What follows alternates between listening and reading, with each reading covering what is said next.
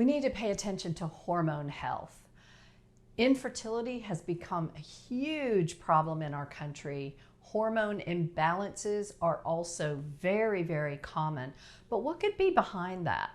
Some of it is all chemicals that originate with petroleum have some aspect of hormone disruption that occurs. So let's list some.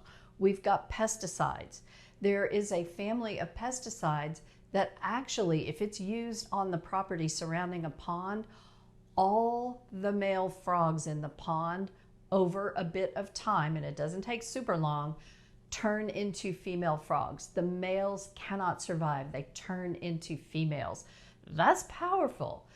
Aside from pesticides, we jack up hormones into a lot of our consumable products like milk, dairy products, like cattle, like chickens to make them grow faster. I did a video on that.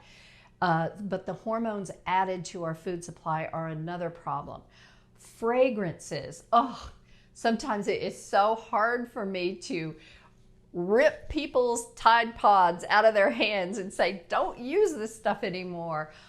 Scented candles, air fresheners, plug-ins. Oh my God, they're the worst. But we get dead to these smells because when we are around them, just think you're smelling that on your clothes all day long if you use a scented laundry soap. All of those disrupt hormones, and all of those cause changes in your physiology. Some are very subtle. We're not like frogs, that we develop that fast that we're going to see all our males turn into females. But subtly, these things change over time. Females, so I was born in 1955, and when I came of age to begin menstruating, the average age was around 14, 15 years old, and that is normal. Now, girls commonly begin menstruating at 8 years old. That is not right. That is abnormal, and it's because of all these things in the environment. So what are you supposed to do? A lot of people believe that the FDA protects them from these kinds of things in the environment and in the food.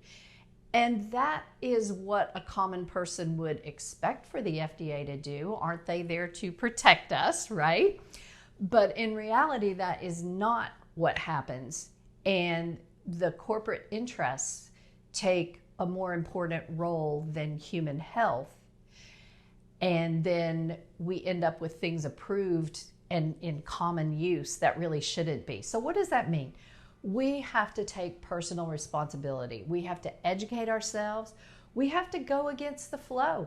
It's not, if you're the only house on your block that doesn't have the yard guy coming and spraying, chemicals in it, your HOA might give you a warning letter. There are natural things you can use to help with weeds and pests, but you got to search for them. They're not, the most easily available things. So you must educate yourself. You must do the research and find out what's available for you and in your area, and remove as much as you can humanly reduce.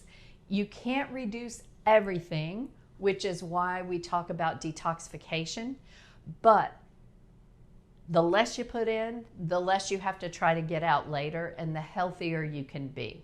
So read labels, pay attention, and take responsibility for your own health.